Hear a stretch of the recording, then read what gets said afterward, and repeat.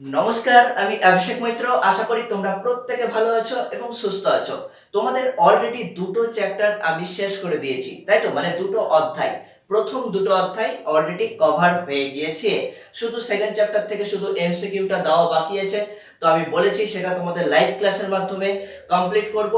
তৃতীয় অধ্যায় অর্থাৎ শিক্ষার বিভিন্ন রূপ, এই যে তৃতীয় অধ্যায়, এই তৃতীয় অধ্যায় থেকে অলরেডি তোমাদের আমি একটা বড় প্রশ্ন আলোচনা করে দিয়েছি। প্রত্যেকেই নিশ্চয়ই সেই ক্লাসটা করেছো। যারা এখনো সেই ক্লাসটা করোনি তারা আমার প্লে লিস্টে গিয়ে সেই ক্লাসটা পেয়ে যাবে, অথবা উপরে আই বাটন দেখতে পাচ্ছ, এই আই বাটন প্রেস করেও সেই ক্লাসটা তোমরা পেয়ে যাবে।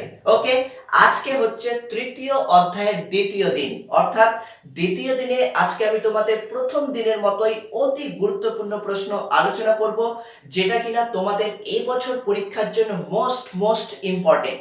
প্রশ্নটা কি সেটা অলরেডি আমি বোর্ডের মধ্যে লিখে রেখেছি, দেখতেই পাচ্ছ। গণমাধ্যম বলতে কি বোঝো? শিক্ষা ক্ষেত্রে গুরুত্বপূর্ণ গণমাধ্যমগুলি কি কি? আধুনিক শিক্ষায় গণমাধ্যমের গুরুত্ব উল্লেখ করো। 2 + 2 + 4 = 8। তোমাদের প্রশ্নপত্রের ধরনগুলো আমি বলে দিয়েছি যে এইভাবে প্রশ্নগুলো আসে। তবুও আমি এখানে আরো ছোট্ট একটি কথা বলবো, যে যদি ধরো শিক্ষা ক্ষেত্রে গুরুত্বপূর্ণ গণমাধ্যমগুলি কি কি, এইটা দিল না, তোমাকে ডিরেক্ট দিয়ে দিল গণমাধ্যম বলতে কি বোঝো, আধুনিক শিক্ষায় গণমাধ্যমের গুরুত্ব উল্লেখ করো। সেখানে মার্কসটা কি থাকবে? সেখানে মার্কসটা থাকবে 2 + 6। ওকে, 2014 সালের যে পরীক্ষায় আমি প্রশ্নটা এসেছিল, দেখতেই পাচ্ছ আমি সেটাও লিখে দিয়েছি 11/2014। মানে 2014 সালের পরীক্ষাতে এই প্রশ্নটা কিন্তু তোমাদের এসেছিল। ওকে, কারণ বুঝতেই পারছো এবারের পরীক্ষার জন্য কিন্তু এটা মোস্ট ইম্পর্টেন্ট। সুতরাং ভালো মতো ক্লাস করবে। সম্ভবত আজকের ক্লাসটা আমি দুটো পার্টে দেব, আর স্টুডেন্টস ডিমান্ডের জন্য আমি প্রত্যেকটা ক্লাস প্রাইভেট করে দেব। যারা এখনো গ্রুপে যুক্ত হওনি তারা অতি শীঘ্রই নিচে দেওয়া এই হোয়াটসঅ্যাপ নাম্বার 8509456622, এই নম্বরে তোমরা তোমাদের নাম, ক্লাস লিখে আমাকে এসএমএস করো হোয়াটসঅ্যাপে। তোমাদের জন্য যে গ্রুপ ওপেন করা হয়েছে সেই গ্রুপে আমি তোমাদের যুক্ত করে নেব। তোমাদের বয়েজ গ্রুপ আলাদা রয়েছে, গার্লস গ্রুপ আলাদা রয়েছে, সুতরাং চিন্তার কোনো কারণ নেই। টোটাল তোমাদের ক্লাস 11 এ 8টা গ্রুপ, মানে এক একটা গ্রুপে 30 থেকে 35 জন করে রেখেছি আমি, সুতরাং যেন ক্লাসটাও পরিচালনা করতে সুবিধা হয়। ওকে, তাহলে মোটামুটি তোমাদের প্রায় 173+ স্টুডেন্টস হয়ে গেছে যারা গ্রুপে যুক্ত রয়েছে। গ্রুপের বাইরে অনেকেই রয়েছে যারা হয়তো ভাবছো স্যারের ক্লাস করছে, গ্রুপে যুক্ত না হলেও হবে, তারা কিন্তু ভুল ভাবছো। কারণ এই যে 173+ স্টুডেন্টস যারা গ্রুপে রয়েছে তারা কিন্তু আমাকে বলছে স্যার আপনি ক্লাসগুলো প্রাইভেট করে দেন, কারণ আমরা কষ্ট করে গ্রুপে থেকে পড়াশোনা করছি, আর বাদ বাকি সবাই কি যখন ইচ্ছা তখন ক্লাস করবে? সুতরাং এটাও ঠিক, কারণ একটা সিস্টেম থাকা উচিত। সুতরাং আজকে আমি তোমাদের এই ক্লাসটা সম্ভবত দুটো পার্টে দিতে পারি। সেই দুটো পার্টের মধ্যে একটা পার্ট হয়তো আমি পাবলিক রাখতে পারি, একটা পার্ট হয়তো প্রাইভেট রাখতে পারি সম্ভবত। এখনো আমি কিছু ডিসাইড করিনি, সেটা কিছু স্টুডেন্টস এবং গার্জেনদের মতামত অনুসারে, গার্জেনদের সিদ্ধান্ত অনুসারে, গার্জেনদের ফিডব্যাক অনুসারে আমি সেই সিদ্ধান্তটা নেব। ওকে, কারণ সকলেই তোমরা আমার কাছে কিন্তু ভাই বোন, সকলের কাছে যেন হেল্পফুল হয় সেটা আমাকেও দেখতে হবে। সুতরাং চলো আজকের ক্লাসটা তাহলে শুরু করি। ওকে, তাহলে দেখো আমি প্রথমেই বলছি গণমাধ্যম বলতে কি বোঝো।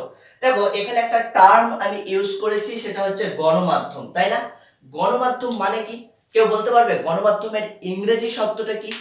গণমাধ্যমের ইংরেজি শব্দ হচ্ছে মাস মিডিয়া। ওকে, গণমাধ্যম, গণ মানে হচ্ছে মাস আর মিডিয়া হচ্ছে মাধ্যম, বুঝতে পেরেছো? তাহলে এই যে গণমাধ্যম আমরা বলি, গণমাধ্যম গণমাধ্যম গণমাধ্যম, তাহলে গণমাধ্যম শব্দটার অর্থ কি সেটা আগে তোমাকে বুঝতে হবে বা জানতে হবে। যদি তুমি সেই বিষয়টা বুঝে যাও, এই গণমাধ্যম বিষয়টা বুঝে যাও, তাহলে কিন্তু তোমার কাছে পুরো টপিকটা, আজকের যে পুরো টপিক, সেই টপিকটা কিন্তু তোমার কাছে ক্লিয়ার হয়ে যাবে। ওকে, গ্রুপে গতকালকে যখন আমি ক্লাস নিচ্ছিলাম অনিয়ন্ত্রিত শিক্ষা ব্যবস্থা, তাই তো? অনিয়ন্ত্রিত শিক্ষা ব্যবস্থায় তোমরা গ্রুপে দু একজন হয়তো আমাকে প্রশ্ন করেছিলে যে স্যার গণমাধ্যমের ভূমিকাটা একটু যদি আপনি আলোচনা করে দেন। তো আমি বলেছিলাম তোমাদের নেক্সট ক্লাসটা আমি গণমাধ্যমের উপরেই নেব। ওকে, তার মানে আজকে হচ্ছে তোমাদের সেই ক্লাস যেখানে কিনা আমি তোমাদের গণমাধ্যম সম্পর্কে আলোচনা করব। এর মধ্যেও এই গণমাধ্যমের মধ্যেও অনেক পার্ট আছে, সেগুলো আমি আস্তে আস্তে আলোচনা করব। সুতরাং চিন্তার কোনো কারণ নেই। ওকে, তাহলে দেখো গণমাধ্যম মানে গণমাধ্যম শব্দের অর্থ কি, দেখবে আমি যেটা লিখে রেখেছি, মানে গণমাধ্যম মানে কি বলতো, এই যে মাস মিডিয়া বা গণমাধ্যম, তুমি মোবাইলে ক্লাস করছো, তাই তো, তুমি নদিয়া জেলা থেকে বা পুরুলিয়া জেলা থেকে বা কলকাতা জেলা থেকে ক্লাস করছো, আমি তোমাকে মালদা জেলা থেকে ক্লাসটা প্রোভাইড করছি, বুঝতে পেরেছো?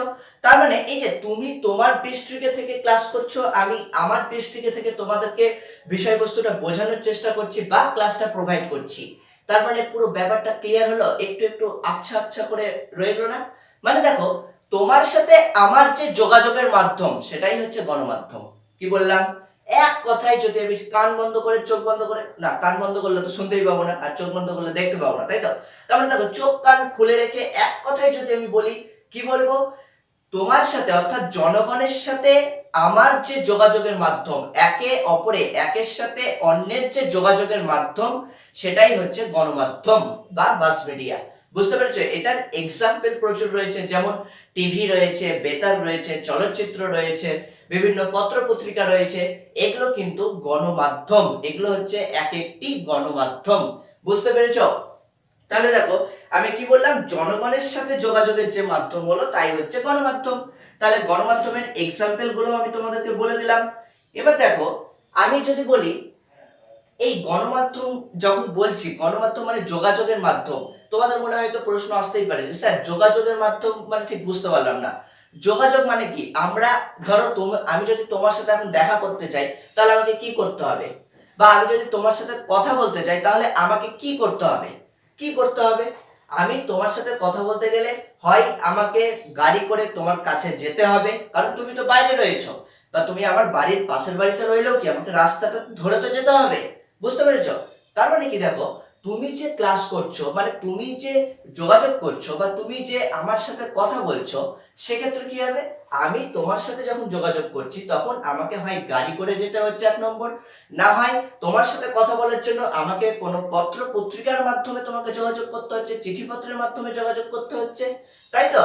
তাহলে এই যে যোগাযোগের মাধ্যমটা, বিভিন্ন পত্র পত্রিকার মাধ্যমে বলতে পারো, তারপর ধরো দূরদর্শনের মাধ্যমে হতে পারে, তাই না? যে বিভিন্ন সেলিব্রিটিসরা যে তাদের অভিনয়গুলো আমরা দেখছি, তারা তো বাস্তবে এক্সিস্ট করছে, তাই না? অমিতাভ বচ্চন বাস্তবে এক্সিস্ট করছে, কিন্তু অমিতাভ বচ্চনের অভিনয়টা আমার খুব ভালো লাগে। তাহলে অমিতাভ বচ্চনের অভিনয়টা আমরা কি করছি, টিভির মাধ্যমে বা দূরদর্শনের মাধ্যমে আমরা কিন্তু তার অভিনয়টা দেখতে পাচ্ছি। বুঝতে পেরেছো? তাহলে এই যে সিস্টেম গুলো, মানে এক কথায় এটাকেও যদি আমি এক কথায় বলতে চাই, যে জনগণকে যখন আমরা বিভিন্ন তথ্য পরিবেশন করি, কি করি, জনগণের কাছে যখন বিভিন্ন মাধ্যমের মধ্য দিয়ে তথ্য পরিবেশন করি, কি ধরনের তথ্য, এবার হচ্ছে প্রশ্ন, কি ধরনের তথ্য? শিক্ষামূলক তথ্য হতে পারে, বিনোদনমূলক তথ্য হতে পারে, ঐতিহ্যবাহী তথ্য হতে পারে, যে কোনো তথ্য আমরা যে মাধ্যমের মধ্য দিয়ে প্রোভাইড করি বা যে মাধ্যমের মধ্য দিয়ে তার সাথে যোগাযোগ স্থাপন করি, তাই হচ্ছে গণমাধ্যম। বুঝতে পেরেছো? আশা করি গণমাধ্যম বিষয়টা কি সেটা তোমাদের কাছে ক্লিয়ার হয়ে গেল। ওকে, তাহলে দেখো, এবার গণমাধ্যম কি আমি তোমাদের কাছে মোটামুটি একটু ক্লিয়ার করলাম, এক্সাম্পল তো দিয়ে দিলাম, সংবাদপত্র হতে পারে, চলচ্চিত্র হতে পারে, দূরদর্শন হতে পারে, সবকিছুই। আর কি কি তথ্য পরিবেশন করি, সামাজিক, রাজনৈতিক, ধর্মীয়, বিনোদনমূলক, এভরিথিং, সবকিছুই। এবার দেখো, আমি বলছি শিক্ষাক্ষেত্রে গুরুত্বপূর্ণ গণমাধ্যমগুলি কি কি, প্রশ্নে আমার কিন্তু তাই দেওয়া আছে, শিক্ষাক্ষেত্রে গুরুত্বপূর্ণ গণমাধ্যমগুলো কি কি। এটাকে আমরা প্রধান দুটো পার্টে যদি আলোচনা করি, মানে আমার তো না মার্কস, দেখো এখানে মার্কস আছে মাত্র 2, তার মানে 2 মার্কস, মানে আমার কিন্তু ওই ভাগগুলো আলোচনা করে আবার সেই ভাগের ব্যাখ্যা করতে যাব না। মাথায় রাখবে, প্রত্যেকে কিন্তু বিষয়টা মাথায় রাখবে। আমি, আমার এখানে মার্কস আছে 2, তার মানে শিক্ষাক্ষেত্রে গুরুত্বপূর্ণ গণমাধ্যমগুলো কি কি আমাকে 2 নম্বরের জন্য কিন্তু লিখতে হবে। তো 2 এ যদি 2 পেতে চাও, 2 এ যদি কারোর হাফ নম্বরও না কাটে, বানান যদি তোমরা ঠিক করো, তাহলে 2 এ 2 পাওয়া যায়, তাই তো? কেন, কি করে পাবে সেই টেকনিকটা আজকে আমি তোমাদের এখানেও দেখিয়ে দেবো, যে শিক্ষাক্ষেত্রে গুরুত্বপূর্ণ গণমাধ্যমগুলোকে আমরা প্রধান দুটো ভাগে ভাগ করব। একটা হচ্ছে, ধরো আমি এখানে এমনি জাস্ট লিখে দিচ্ছি, একটা কি বলো, মুদ্রণ মাধ্যম। ওকে, একটা হচ্ছে মুদ্রণ মাধ্যম, আর একটা হচ্ছে বৈদ্যুতিন মাধ্যম। লিখে নাও, তোমরা নিজেরাও ডায়াগ্রামটা করে কিন্তু লিখতে পারবে। ওকে, আর অবশ্যই ডায়াগ্রামটা করবে। তাহলে তোমাদের মার্কসটা কিন্তু কাটবে না। মুদ্রণ মাধ্যম আর একটা হচ্ছে বৈদ্যুতিন মাধ্যম। ক্লিয়ার? তাহলে দেখো মুদ্রণ মাধ্যম আর বৈদ্যুতিন মাধ্যম, মানে মুদ্রণ মানে বুঝতেই পারছো ছাপার বিষয়বস্তু চলে আসছে, প্রিন্টেড বিষয়বস্তু চলে আসছে। আর বৈদ্যুতিন মানে যেগুলো ইলেকট্রিকের মাধ্যমে যেগুলো আমরা দেখতে পাচ্ছি, শুনতে পাচ্ছি, বুঝতে পারছি। ওকে, তাহলে দেখো এগুলোরও আবার কিছু এক্সাম্পল আছে, এগুলোরও আবার কিছু এক্সাম্পল আছে, তাই তো? এক্সাম্পল গুলো আমরা কিন্তু দিয়ে দেব। যেমন ধরো মুদ্রণ মাধ্যমে হতে পারে কি, সংবাদপত্র হতে পারে, তাই না? বৈদ্যুতিন মাধ্যমে কি হতে পারে, চলচ্চিত্র হতে পারে, তাই না? চলচ্চিত্র মানে কি, সিনেমা। চলচ্চিত্র মানে কি, সিনেমা। তাহলে মুদ্রণ মাধ্যমের মধ্যে এই সংবাদপত্র হতে পারে, বৈদ্যুতিন মাধ্যমে চলচ্চিত্র হতে পারে। আরো এক্সাম্পল দেওয়া যেতেই পারে, ধরো ম্যাগাজিন হতে পারে, ম্যাগাজিন মুদ্রণ মাধ্যমে। বিভিন্ন ম্যাগাজিন পত্র পত্রিকা যেগুলো প্রকাশিত হয় দেখতেই পাও তোমরা, এডুকেশনাল ম্যাগাজিন রয়েছে, এমনি বিনোদনমূলক ম্যাগাজিনও রয়েছে। তাহলে সংবাদপত্র, ম্যাগাজিন। আর বৈদ্যুতিন মাধ্যমের মধ্যে ধরো দূরদর্শন হয়েছে, দূরদর্শন রয়েছে, বিভিন্ন সিনেমা রয়েছে, চলচ্চিত্র যাকে বলছি। তাহলে এগুলো কিন্তু বৈদ্যুতিন মাধ্যম। ওকে, বেতার রয়েছে, অনেক কিছুই রয়েছে, আমি সবকিছু লিখছি না।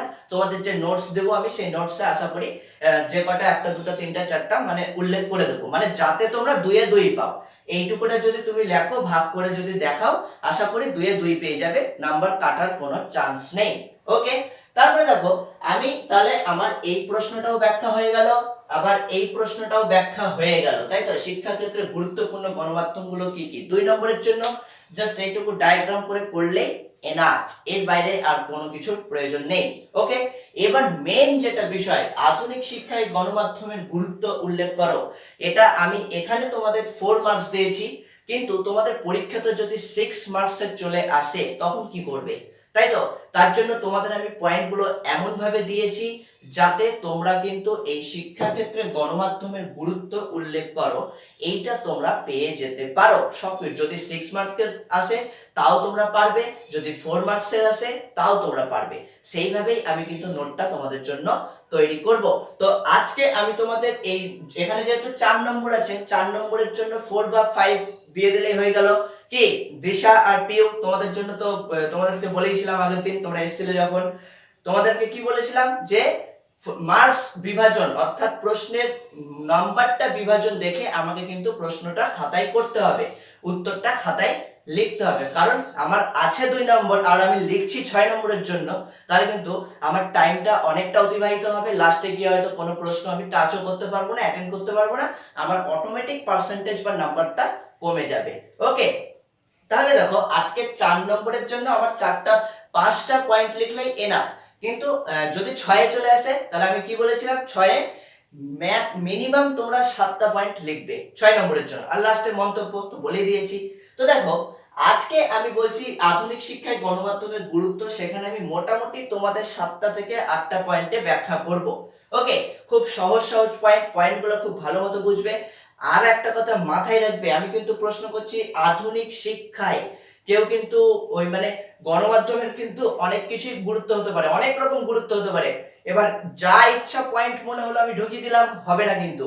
শিক্ষার সাথে প্রাসঙ্গিক, শিক্ষার সাথে রিলেটেড এরকম পয়েন্ট আমাকে দিতে হবে।